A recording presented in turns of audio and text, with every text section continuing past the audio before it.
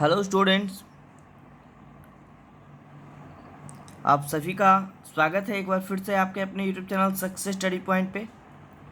तो चलिए आज की क्लास को जल्दी से हम लोग स्टार्ट करते हैं। ठीक है, तो बहुत सारे बच्चे हमसे जुड़ रहे हैं। तो आज की क्लास में हम लोग पढ़ने वाले हैं हिंदी भाग 2। ठीक है, क्लास 10th का ये वीडियो है, हिंदी भाग 2 के बुक सॉल्यूशन को। ठीक है, तो इसके बुक सॉल्यूशन का हमने बहुत ही पहले स्टार्ट करवा दिया है। इसके चैप्टर 1 को हम लोगों ने पढ़ लिया। आज हमारा जो टॉपिक होगा वो अध्याय 2 यानी इसके लेसन 2 को होगा, 2 का होगा। तो हमारे चैप्टर का नाम है ढहते विश्वास, जिसके कि लेखक इस चैप्टर में 7 कोड़ी होता माने जाते हैं। ठीक है, तो चलिए इसके आज बुक सॉल्यूशन को पढ़ेंगे। तो सभी बच्चे हमसे अंत तक बने रहेंगे हमारे वीडियो में, क्योंकि काफ़ी ये इंटरेस्टिंग टॉपिक होने वाला है। और इस तरह के वीडियोस आपको यूट्यूब वगैरह पे बहुत ही कम मिलेंगे। हैंड राइटिंग टाइप का जो बुक सॉल्यूशन होता है बहुत ही कम मिलेगा। ठीक है, तो इसके सॉल्यूशन को पढ़ने के बाद आपका एक एक टॉपिक जो है वो क्लियर होगा। ठीक है, चलिए तो स्टार्ट करते हैं आज के टॉपिक को। तो आज का देखिए हमारा जो पहला प्रश्न है वो आपके सामने ये है, जो कि आपके बुक में दिया हुआ होगा एनसीईआरटी बुक में, कि लक्ष्मी कौन थी और उसकी पारिवारिक परिस्थिति का चित्र प्रस्तुत कीजिए। ठीक है, चलिए क्या है प्रश्न, कि लक्ष्मी कौन थी और उसकी पारिवारिक परिस्थिति का चित्र प्रस्तुत कीजिए। चलिए तो इसके आंसर को जानते हैं हम लोग। इसका आंसर होगा देखिए, कि लक्ष्मी लक्ष्मण की पत्नी थी और उसकी पारिवारिक या उसकी परिस्थिति बहुत ही दयनीय थी। ठीक है, उसकी परिस्थिति जो थी वो क्या थी, बहुत ही दयनीय थी। लक्ष्मण कलकत्ता में नौकरी करके पत्नी को जो कुछ भेजता है उससे गुजारा नहीं होने की वजह से वह गांव के तहसीलदार साहब के घर का छोटा मोटा काम करके जो कुछ पाती है या कमाती है उसी से वो अपनी ज़रूरतों को पूरा करती है। मतलब ये लक्ष्मी के बारे में कहा गया। उसके पति जो है वो कहाँ रहते हैं, कलकत्ता में रहकर नौकरी करते हैं और वो कोई ज़्यादा कुछ खास कमा नहीं पाते हैं। तो लक्ष्मी क्या है, गांव के ही एक तहसीलदार के साहब के यहाँ, घर के यहाँ छोटा मोटा काम करके जो है कुछ कमा लेती है और उसी से वो अपना ज़रूरतों को और भी पूरा करती है। ठीक है, चलिए ये था हमारा क्वेश्चन नंबर 1।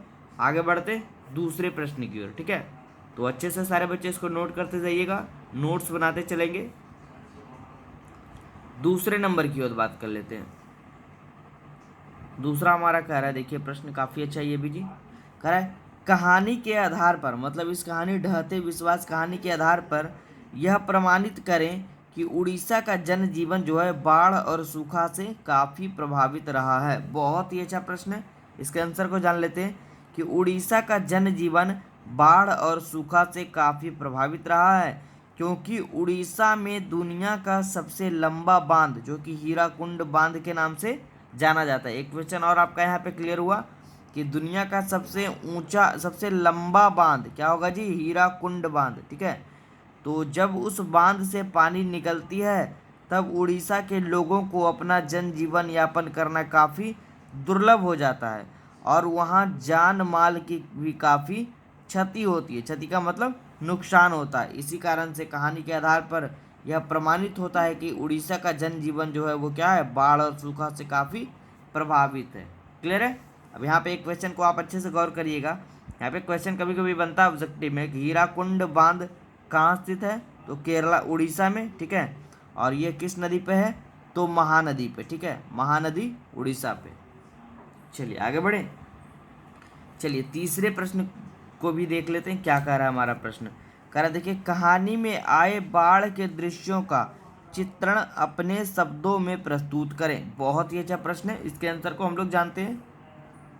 चलिए इसका आंसर होगा कि बाढ़ के आते ही पूरे क्षेत्र में पानी ही, ऊपर थोड़ा सा कर लेते हैं, ये देखिए थोड़ा सा अच्छे से देखिएगा आप लोग, पानी ही पानी हो जाता है और बाढ़ के पानी के, इधर देखते हैं क्या है, बाढ़ के पानी के साथ ही मनुष्य का जीवन अस्त व्यस्त हो जाता है और तुरई के फूल की तरह खिलखिलाते लोग एकाएक खत्म हो जाते हैं और मनुष्य की उस शब्द आनंद कोलाहल सब रेत में दफन हो जाते हैं। ये था इस टॉपिक का सटीक आंसर। ठीक है, चलिए उम्मीद है समझ में आ गया होगा सारे बच्चे को। आगे बात करते हैं चौथे नंबर की ओर। देखिए फोर्थ नंबर क्वेश्चन हमारा कह रहा है कि कहानी के शीर्षक की सार्थकता पर विचार करें। तो चलिए इसका आंसर जानते हैं कि किसी भी सफल कहानी का सफल शीर्षक होना आवश्यक माना जाता है या अनिवार्य माना जाता है। चूँकि इस दृष्टि से ढहते विश्वास एक सफल कहानी का सफल शीर्षक है, अतः इस कहानी में एक गरीब औरत लक्ष्मी का वर्णन है जो किसी तरह अपने बाल बच्चों का जीवन यापन कराया करती है, लेकिन बाढ़ के आ जाने से, ठीक है, लेकिन बाढ़ आ जाने से वो बर्बाद हो जाती है और उसके बाल बच्चे भी सभी बिखर जाते हैं। अतः कहानी का शीर्षक जो क्या है वो बिल्कुल ही सार्थक है, क्योंकि इसमें कहानी का शीर्षक क्या है, ढहते विश्वास। मतलब बाढ़ के आने के साथ साथ उसका विश्वास भी ढह जाता है। क्लियर है। चलिए आगे बात करते हैं आज के सबसे बेहतरीन प्रश्न की ओर, जो कि हर बार एग्जाम में पूछे जाते हैं। प्रश्न हमारा है 5वां नंबर, सभी बच्चे इसको भी करेंगे। देखिए हमने भी करवा दिया है जी, कि लक्ष्मी के व्यक्तित्व पर विचार करें। बहुत बार एग्जाम में ये पूछा है, तो आप सभी बच्चे इसको जरूर पढ़ कर जाइएगा और अच्छे से इसको नोट कर लीजिएगा। प्रश्न हमारा है लक्ष्मी के व्यक्तित्व पर विचार करें। आंसर को जानते हैं हम लोग। लक्ष्मी एक ग्रामीण और पतिव्रता नारी है। पतिव्रता कहने का अर्थ हुआ वह अपने पति से बहुत ही ज़्यादा प्रेम करती है और वह पति को बहुत ही मानती है। ठीक है, पतिव्रता नारी है। इसके पति लक्ष्मण यानी कि लक्ष्मी के पति लक्ष्मण कलकत्ते से कमाकर जो कुछ भेजते हैं उससे उसका परिवार नहीं चल पाता है, तो वह गांव में ही छोटे मोटे काम करके अपने और अपने बच्चों का जो है जीवन यापन करती है, लेकिन वह कभी भी अपने पति को कोसती नहीं है। ठीक है, कहने का अर्थ यही हुआ कि वह अपने पति को बहुत ही ज़्यादा मानती है। ठीक है, इसको अच्छे से आप लोग नोट कर लीजिए जी, बहुत बार एग्जाम में ये पूछा है प्रश्न। ठीक है, चलिए अब हम लोग इस चैप्टर के लास्ट क्वेश्चन को भी पढ़ लेते हैं, तो हमारा ये चैप्टर 2 जो है वो क्लियर हो जाएगा। ठीक है, तो आप सभी बच्चे नीचे कमेंट बॉक्स में ज़रूर लिखकर कुछ बताइएगा, हमें अपने बातों को रखिएगा कि आपको ये वीडियो कैसा लगा, और अगर वीडियो अच्छा लगे तो लाइक व शेयर ज़रूर कर दीजिएगा। और जो भी नए बच्चे व पुराने बच्चे हैं, चैनल को जिन बच्चों ने सब्सक्राइब नहीं करा है वो सब्सक्राइब ज़रूर कर लीजिएगा। ठीक है, और नोट्स और पीडीएफ के लिए हमारे व्हाट्सएप नंबर पे आप कांटेक्ट करके जानकारी प्राप्त कर सकते हैं।